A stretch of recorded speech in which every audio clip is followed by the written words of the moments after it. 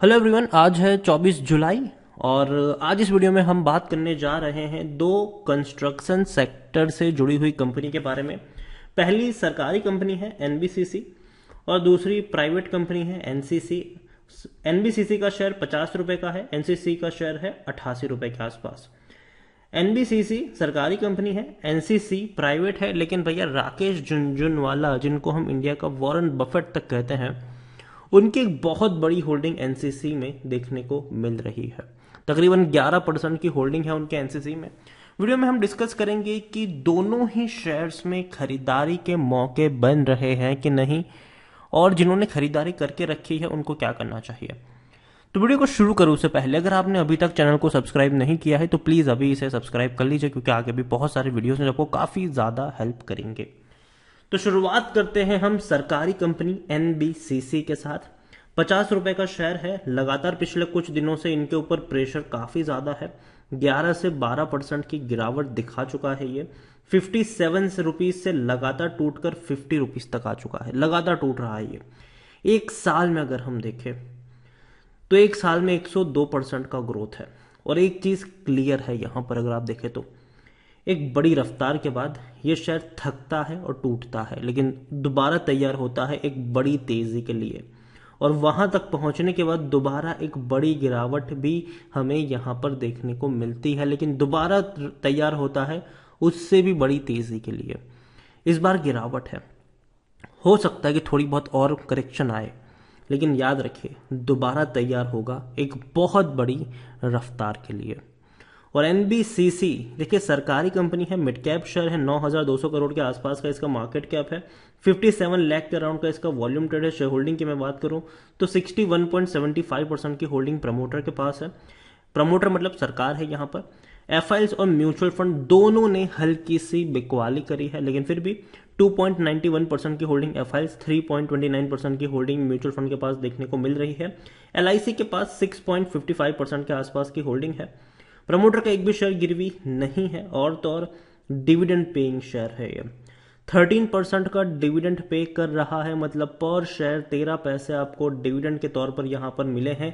NBCC technical rating देखिए अभी उतनी अच्छी नहीं है, क्योंकि भैया थर्ड वेव की जो आहट सुनाई दे रही है, दोबारा से केसेस बढ़ना शुरू हो रहे हैं, वो कहीं ना कहीं एक पैनिक क्रिएट कर रहे हैं बाजार में, और यही वजह है कि आपको थोड़ा सा प्रेशर यहां पर देखने को मिल रहा है।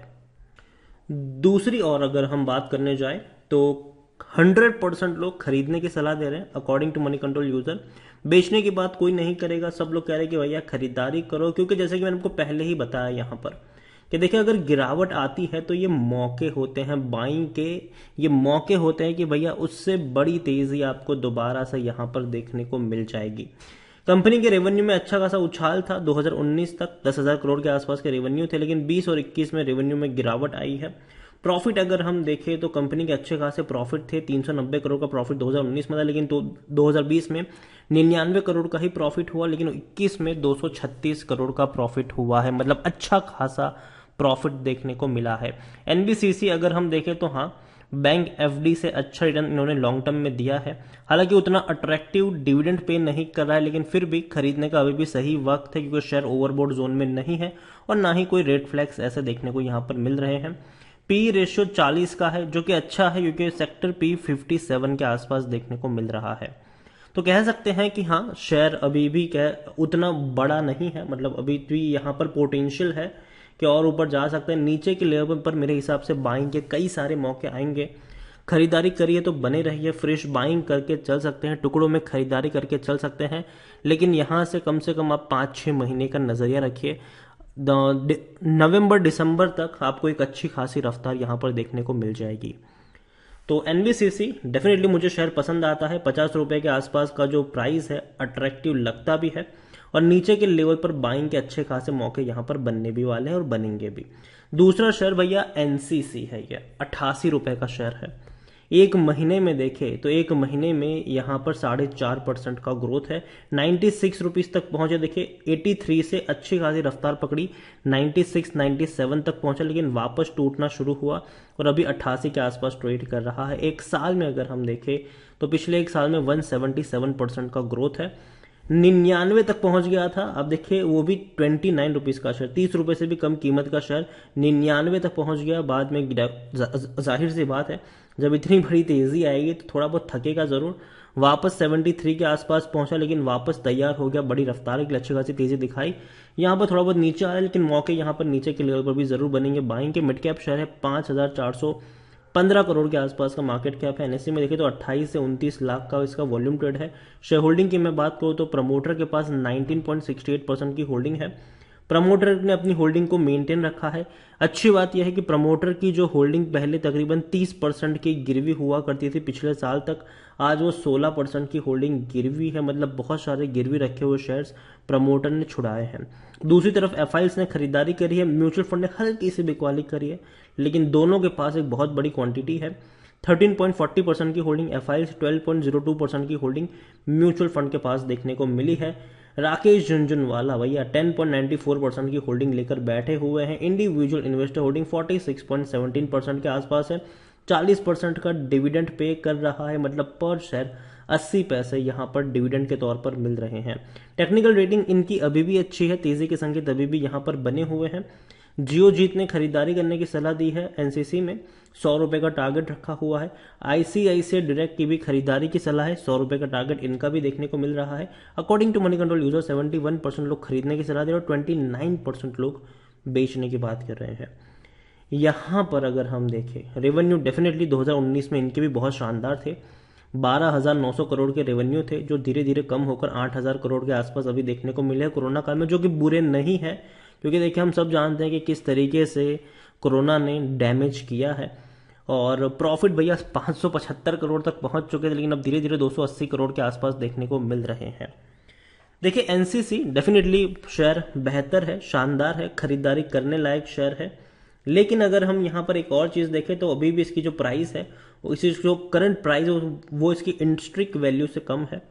लॉन्ग टर्म में उतना बड़ा रिटर्न इन्होंने नहीं दिया है। वो मैं क्यों कह रहा हूँ, क्योंकि अगर आप 10 साल का ग्राफ देखेंगे तो एक चीज़ समझ जाएंगे कि हर बड़ी रफ्तार के बाद एक बड़ी गिरावट इनने दिखाई है। देखिए गिरावट आई, तेजी आई, गिरावट आई, तेजी आई, गिरावट आई, तेजी आई, ठीक है।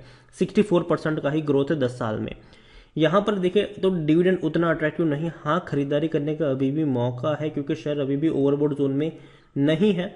दूसरी तरफ इनका जो पी रेशियो है वो 20 का है, जो बहुत ही कम है, क्योंकि सेक्टर पी 57 है।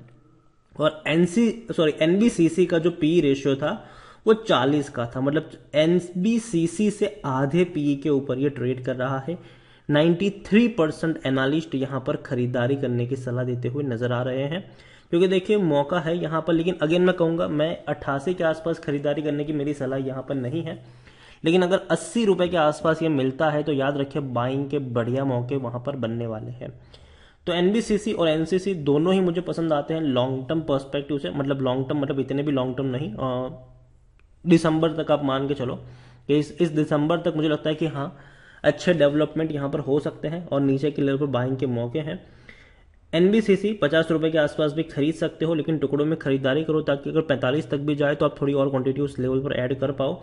एनसीसी मुझे 80 रुपए के आसपास थोड़ा सा अट्रैक्टिव लगता है, लेकिन वहां पर भी मैं टुकड़ों में खरीदारी करने की सलाह दूंगा, ताकि अगर 75 पे जाए तो आप थोड़ी और क्वांटिटी उस लेवल पर भी ऐड कर पाए। और हाँ, एनबीसीसी में मुझे लगता है कि शेयर आने वाले समय मतलब दिवाली मतलब दिसंबर तक ये शेयर दमखम है कि 65 के करीब पहुंच सकता है। और एनसीसी 100 रुपए के ऊपर आराम से निकल सकता है। दिवाली की अगर हम बात करें, दिसंबर वगैरह की बात करें, तो वहां तक पहुंच सकता है ये। तो वीडियो को यहीं पे एंड करूंगा, और अगर आपको पसंद आया हो तो लाइक करें, शेयर करें। चैनल पर अगर आप पहली बार आए हैं तो प्लीज़ सब्सक्राइब करें।